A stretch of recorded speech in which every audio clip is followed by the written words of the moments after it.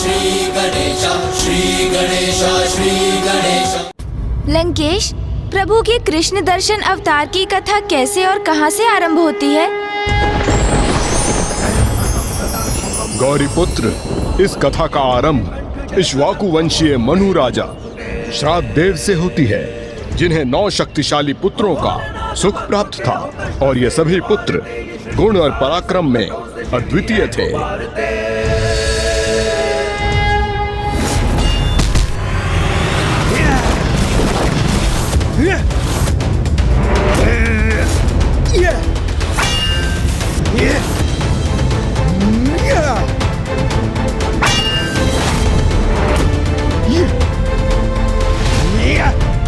मेरा पराक्रम सबसे उत्तम होगा, ये तो अभी ज्ञात हो जाएगा भ्राता।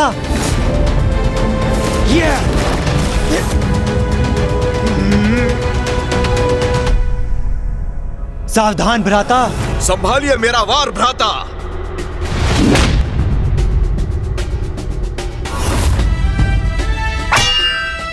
भ्राता, ये दाव मेरा आपको चित्त कर देगा। कदापि नहीं, चित्त तो आप होंगे भ्राताश्री। या, या,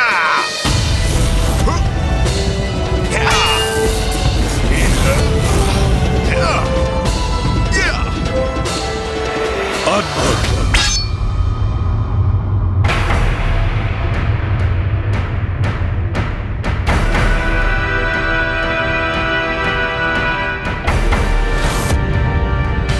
प्रणाम पिताजी। तुम 8 पुत्रों पर मुझे गर्व है। तुम्हारा पराक्रम, तुम्हारा युद्ध कौशल अद्भुत है। बस इस बात का दुख है कि वो यहां नहीं है। तुम 8 के साथ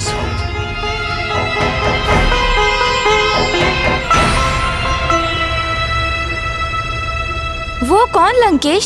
महाराज श्राद्ध देव किसका उल्लेख कर रहे थे? इस कथा के नायक नभग महाराज श्राद्ध देव के 9वें पुत्र होने के कारण पड़ा था। अपने अन्य भ्राताओं के समान नभग भी शक्ति संपन्न थे, किंतु अस्त्र शस्त्र का अभ्यास करने के स्थान पर उन्हें तो आध्यात्मिक अभ्यास में अधिक रुचि थी।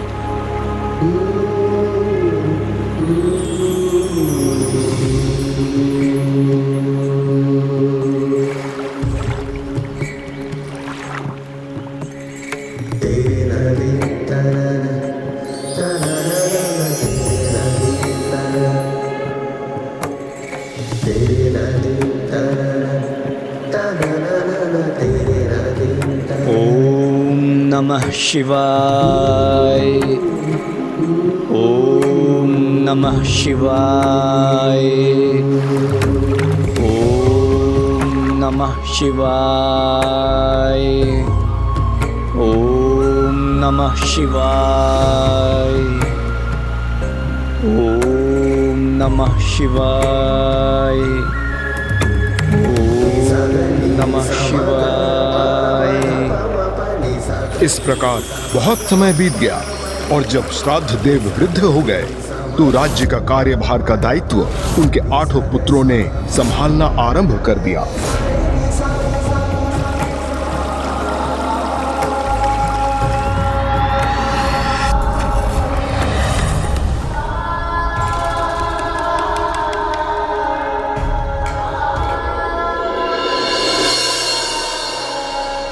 पिताजी, इस बार भी आप भ्राता नभग का विचार कर हमारे इस प्रस्ताव को अस्वीकार मत कर दीजिएगा। क्यों ना विचार करूं मैं उसके बारे में? वो मेरा पुत्र और तुम्हारा भ्राता है। मेरे ऊपर और समस्त राज्य के ऊपर उसका भी उतना ही अधिकार है जितना तुम सभी का है। हाँ पिताजी, उचित कहा आपने, किंतु अधिकार प्राप्त करने के लिए कर्तव्यों का पालन करना पड़ता है। उनकी अनुपस्थिति में इतने वर्षों से हम 8 भ्राता इस राज्य का देख रेख कर रहे हैं, फिर इस राज्य पर अनुज नभग के अधिकार का क्या औचित्य है? और पिताजी, ये तो आपको भी ज्ञात है कि भ्राता नभग राजपाट में नहीं अपितु मात्र पूजा पाठ में रुचि रखते हैं। और जो अब नहीं लौटा वो भला कब तक लौटेगा? और पिताजी, हम उसकी प्रतीक्षा क्यों करें जिसने ना पुत्र का उत्तरदायित्व निभाया और ना राजपुत्र का? इसलिए जो आपके पास नहीं है उनकी चिंता त्याग कर जो आपके पास है उनकी चिंता करे पिताश्री। अपने राज्य को 8 भागों में विभाजित कर हम सभी भ्राताओं को सौंप दीजिए, जिससे हम सुचारू रूप से राजकाज के दायित्वों को संभाल सकें।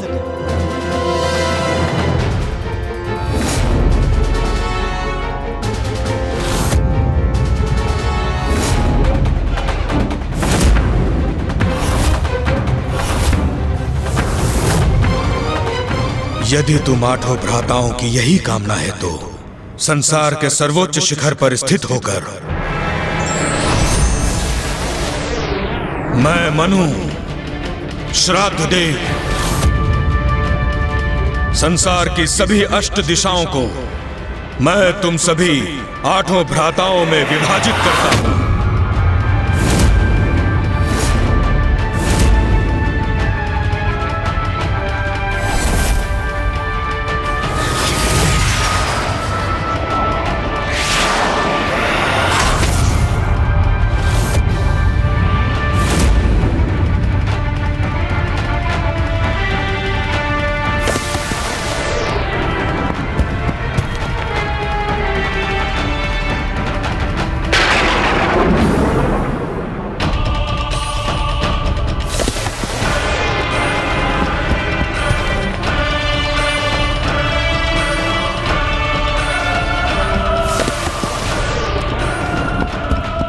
संसार के संपूर्ण थल, समस्त पर्वत, द्वीप, वन, नदियां, सागर मैं 8 भ्राताओं में दिशाओं के अनुसार बांटकर प्रदान करता हूं।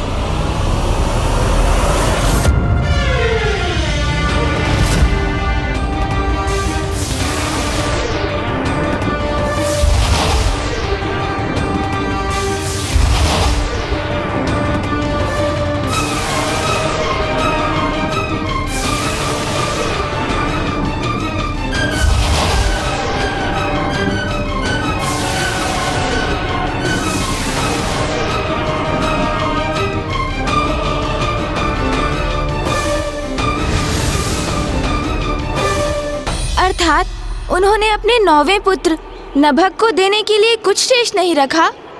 हाँ गौरी पुत्र, उनका संपूर्ण राज्य अर्थात उनके पास जो भी था वो उनके 8 पुत्रों में विभाजित हो चुका था, तो नभग के लिए तो कुछ भी शेष नहीं रहा। इसकी चिंता और ग्लानि के कारण ही महाराज श्राद्ध देव के स्वास्थ्य का हनन होने लगा, और इस अवस्था में भी उनके मुख, उनकी जिह्वा पर एक ही नाम था।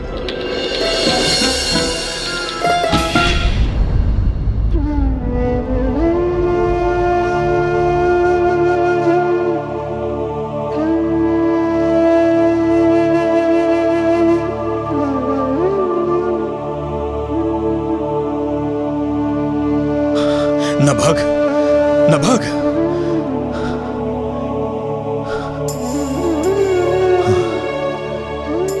कहाँ है मेरा पुत्र नभग?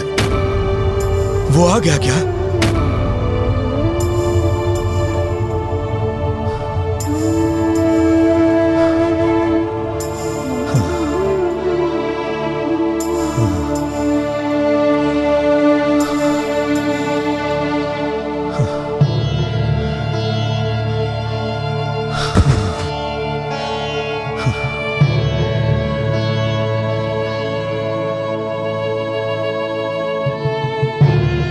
पिताजी, हम सब आपकी सेवा करते हैं, किंतु आपके मुख पर एक ही नाम रहता है, हमारे उस अनुज नभग का।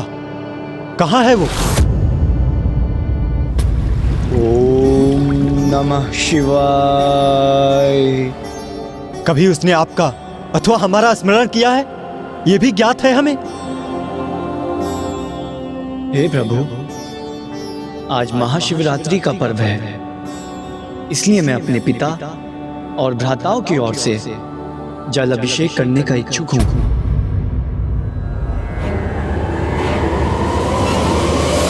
ओम त्र्यंबकं यजामहे सुगंधिं पुष्टिवर्धनम् उर्वारुकमिव बंधनान् मृत्युर्मुक्षीयमामृता। पिताजी, हमें तो प्रतीत होता है कि नभग हमें पूर्णतया भूल ही चुका है। वो कभी हमारा कुशल क्षेम जानने नहीं आया, ना ही आकर उसने कभी आपकी दशा ही पूछी कि आप कैसे हैं। ओम नमः शिवाय। हे प्रभु, कृपा कर मेरे इस जल अभिषेक का फल मेरे पिता और मेरे भ्राताओं को प्रदान करें। एक ओर तो उन 8 भ्राताओं को नभग के नाम का श्रवण भी स्वीकार नहीं था, और वहीं दूसरी ओर नभग उन्हें ही अपना पुण्य प्रदान कर रहे थे। हाँ गौरी पुत्र, उन 8 भ्राताओं की तो यही मान्यता थी कि वही 8 राज्य के समस्त कार्य कर रहे थे, और धीरे धीरे उन्होंने अपने पिता के निकट जाना भी कम कर दिया। अर्थात लंकेश, उन विशाल राज्यों का उत्तरदायित्व निभाने वाले उन 8 पुत्रों के लिए पिता की सेवा का दायित्व निभाना अब कष्टदायी होने लगा था। हाँ गौरी पुत्र, किंतु अब समय आ गया था इस स्थिति में एक बड़ा परिवर्तन आने का। ओम नमः शिवाय। ओम नमः शिवाय। ओम नमः।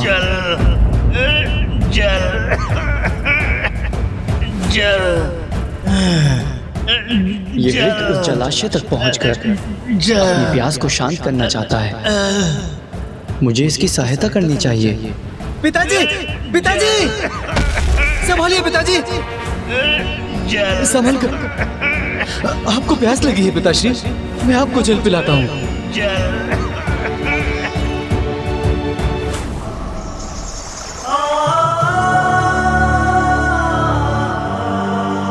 अद्भुत है पिता और पुत्र का संबंध। पुत्र के जीवन के आरंभ में पिता पुत्र को उंगली पकड़कर उसका मार्गदर्शन करते हैं, उसके सहायक बनते हैं। तो फिर आयु में वृद्धि होने पर पुत्र पिता का सहायक बनता है। यदि ये बालक अपने पिता के प्रति कर्तव्य निभा रहा है तो मैं कैसे चूक गया? मेरे पिता भी तो अब वृद्धावस्था में ही होंगे, उन्हें भी मेरी सहायता की आवश्यकता होगी। मेरे भ्राता अवश्य वहाँ हैं, किंतु मुझे इस समय उनके साथ होना चाहिए। मुझे अपने कर्तव्य का निर्वहन करना चाहिए।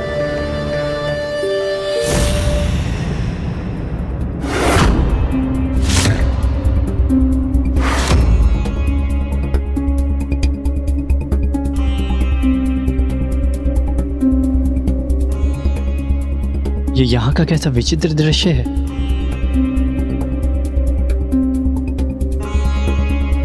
आठ सिंहासन,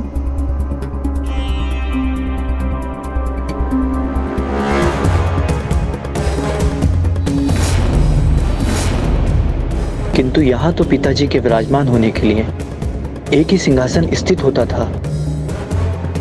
अनुज,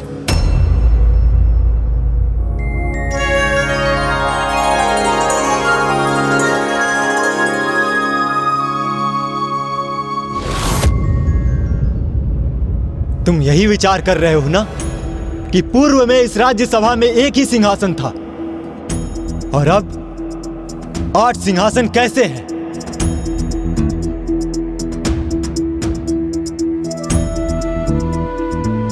अनुज, ऐसा इसलिए है अनुज नभग क्योंकि पिताजी ने सब कुछ हम 8 भ्राताओं में विभाजित कर दिया है और हमें हमारा सिंहासन सौंपकर स्वयं राजकाज के सभी दायित्वों से निवृत्त हो गए हैं।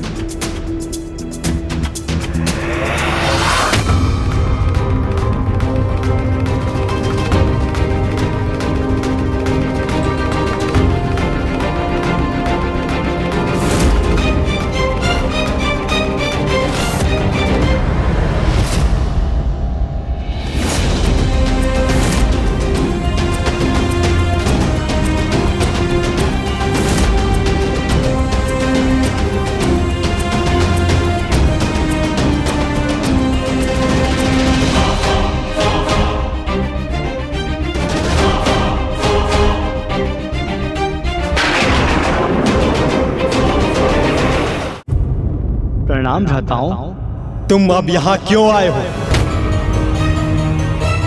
अपना मार्ग भूल गए हो या कोई विवशता तुम्हें खींच लाई है यहाँ? इतने वर्षों के उपरांत तुम यहाँ अपना अधिकार प्राप्त करने तो नहीं आए हो ना?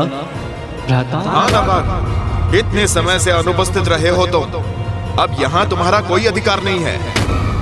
यहाँ जो विभाजन होना था वो बहुत समय पूर्व हो चुका है, इसलिए यहाँ कुछ भी प्राप्त करने की आशा मत रखना।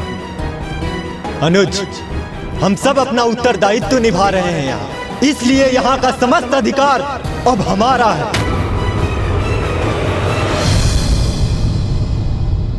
भ्राताओं, मेरी सर्वप्रथम ये जिज्ञासा तो शांत कीजिए कि आप सभी कैसे हैं और पिताजी वो कहाँ हैं? कैसे हैं वो? कदाचित हमें भावुक करने का प्रयास कर रहा है ये।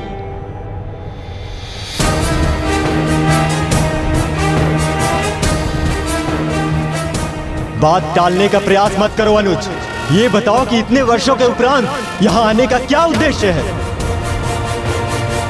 इतने वर्षों के लिए मैं कहाँ था, किस अवस्था में था, आज तक लौटा क्यों नहीं? ये सब तो ज्ञात नहीं करना चाहते आप? बस आपको एक ही जिज्ञासा है कि मैं आज अचानक यहाँ क्यों और मेरा यहाँ आने का क्या आशय है?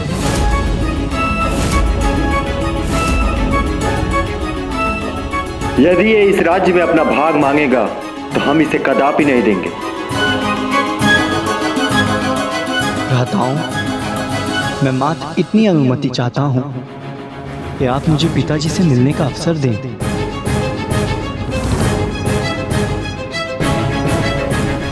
मुझे आशा है कि आप अपने अनुज को इतना अधिकार तो दे ही देंगे।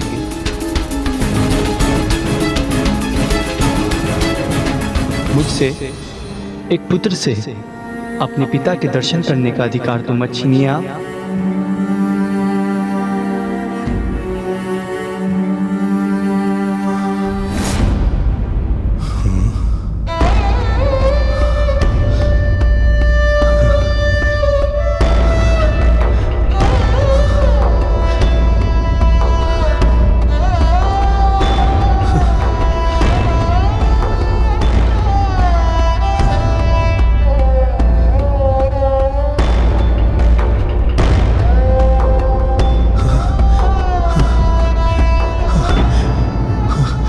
नभग,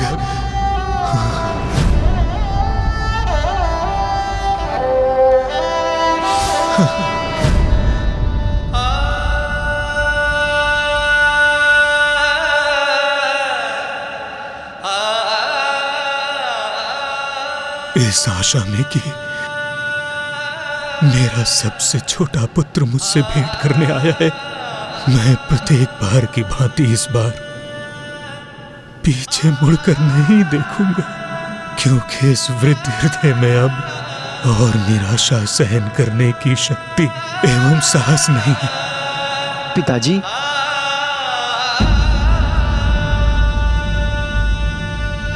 पुत्र, कब तुम वास्तव में मेरी दृष्टि के सम्मुख होगे? कब मुझे तुम्हारे आने की मिथ्या आवाज से मुक्ति मिल पाएगी?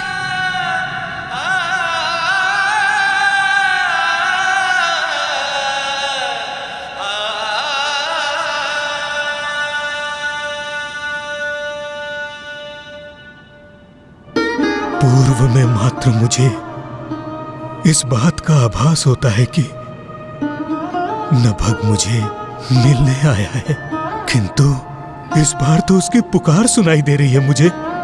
ये स्वर तो आपके नभग का ही है। देखिए पिताजी, आपका नभग ही आया है यहाँ।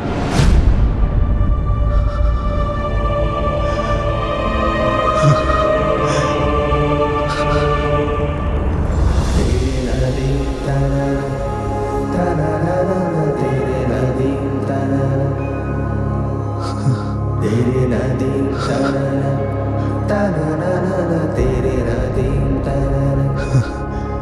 मेरा पुत्र नभग, नभग, नभग, पिताजी, नभग, पिताजी, संभालिए स्वयं को। नभग, मेरा पुत्र नभग, तुम आ गए। नभग, मुझे तो विश्वास नहीं हो रहा। मुझे तो लग रहा है जैसे मैं कोई स्वप्न देख रहा हूं। पुत्र तुम आ गए।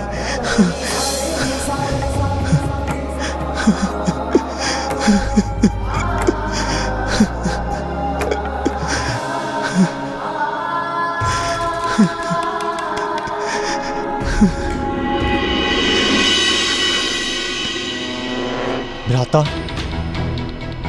पिताजी अनुज को देखकर कुछ अधिक ही भावुक नहीं हो रहे हैं? कहीं हम में से किसी एक का भाग इसे सौंप न दे।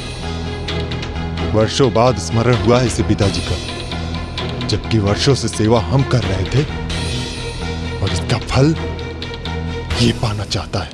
आपके दर्शन कर मुझे अत्यंत आनंद का आभास हो रहा है पिताजी। मेरा प्रणाम स्वीकार कीजिए।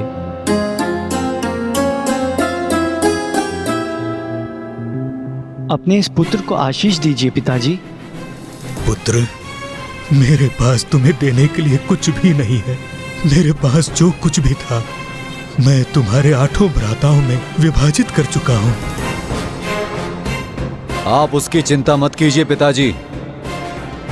अनुज नभग को कुछ नहीं चाहिए आपसे। नहीं भ्राता, मुझे मेरा भाग, मेरा अधिकार चाहिए। नहीं भ्राता, मुझे मेरा भाग, मेरा अधिकार चाहिए।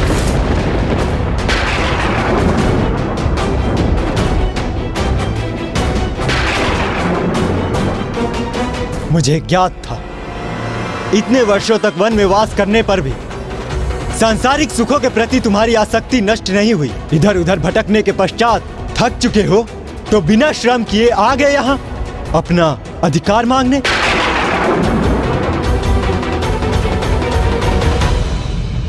पिताश्री, मैं भी तो आप ही का पुत्र हूँ। पुत्र, मैं वन में आप सभी के लिए कुशलता हेतु तपस्या कर रहा था। ये मेरा श्रम था, इसलिए अब मुझे अपना अधिकार अवश्य चाहिए पिताजी। आपका सबसे छोटा पुत्र होने के नाते आप मेरे अधिकार से मुझे कैसे वंचित कर सकते हैं पिताजी? लेकिन हम अपने भाग से तुमको कुछ भी नहीं देने जा रहे हैं। हाँ पुत्र, तुम्हारे भ्राता तुम्हें कुछ नहीं देना चाहते। मैं राज्य पर से अपना अधिकार खो चुका हूं। मेरे पास तुम्हें देने के लिए कुछ भी नहीं है। मेरा स्वयं पर ही अधिकार रह गया है बस। तो इसमें चिंता की क्या बात है पिताजी? क्योंकि मुझे तो मात्र आप ही चाहिए। मात्र आप ही चाहिए। मात्र आप ही चाहिए। मात्र आप ही चाहिए।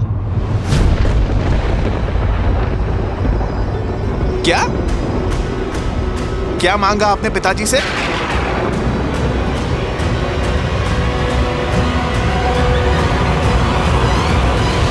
कदाचित आपने उचित प्रकार से सुना नहीं। मुझे और कुछ नहीं, मात्र पिताजी चाहिए। जिस प्रकार एक पिता की उसकी संपूर्ण संपत्ति उसकी संतान होती है, उसी प्रकार एक संतान की संपत्ति उसके माता पिता होते हैं। इसलिए मैं आपको अपने भाग के रूप में पाना चाहता हूं पिताजी।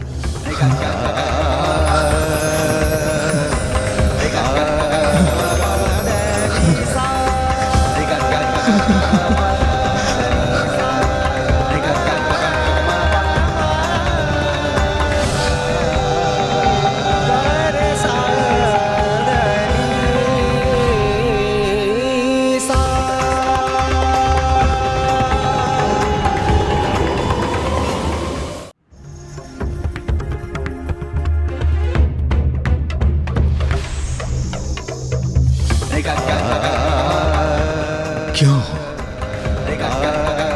नभग को देखकर संशय में थे ना तुम सभी?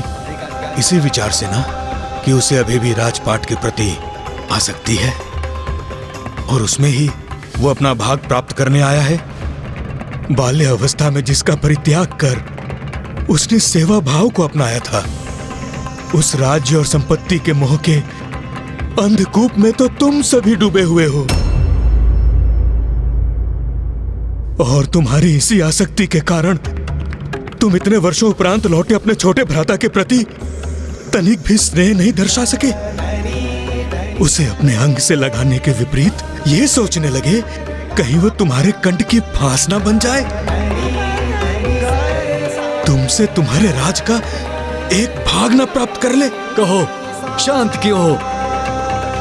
पिताजी, आप भ्राताओं पे क्रोध ना करें, इसमें इनका दोष नहीं है। इतने समय के उपरांत मैं अचानक लौट आया तो कदाचित इस कारण ये। नहीं पुत्र,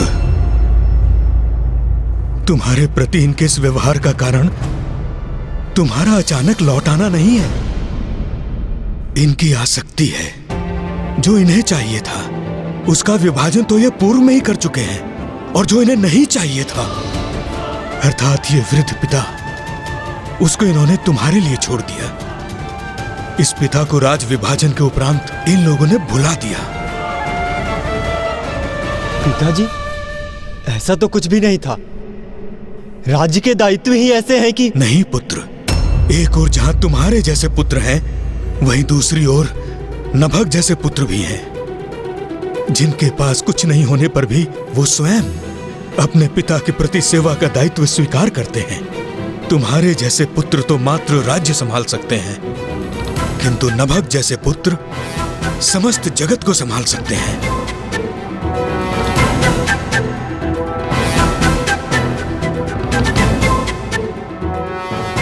और इस प्रकार नभग अपने पिता के साथ महल छोड़ अब एक कुटिया में रहने लगे, किंतु वहां भी तो उन्हें अब एक नवीन समस्या का सामना करना था। गौरी पुत्र,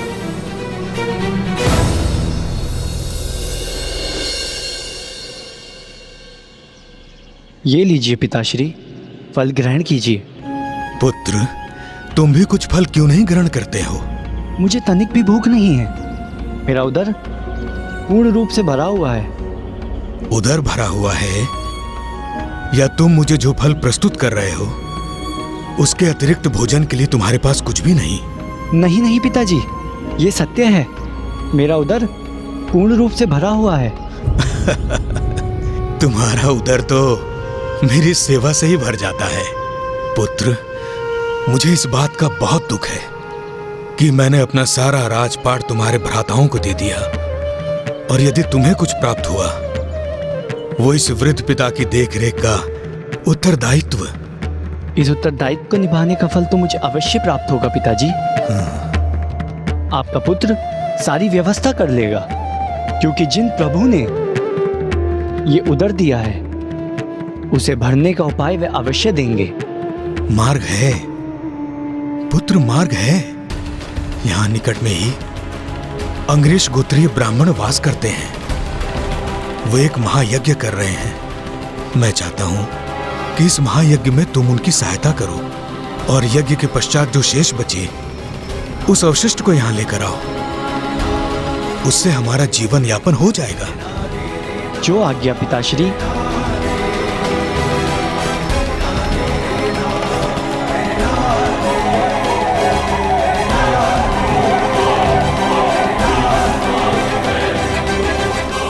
पिता के आदेश पर नभग उस स्थल की ओर बढ़ तो गए थे, किंतु उन्हें इसका तनिक भी अनुमान न था कि वहां क्या घटित होने वाला था।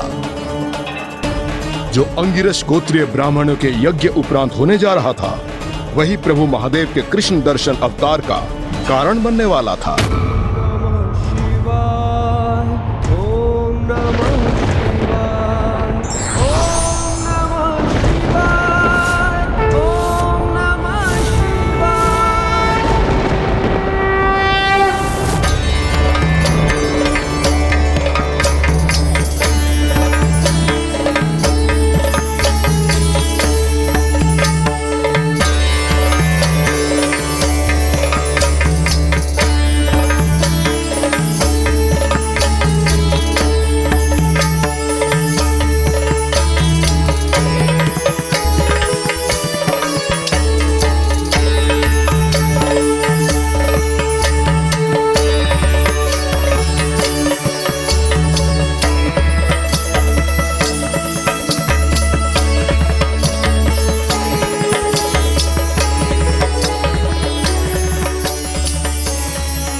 ये कैसा विचित्र यज्ञ स्थल है जहां मुझे मात्र कुछ गतिशील दिव्य ऊर्जाओं के ही दर्शन प्राप्त हो रहे हैं।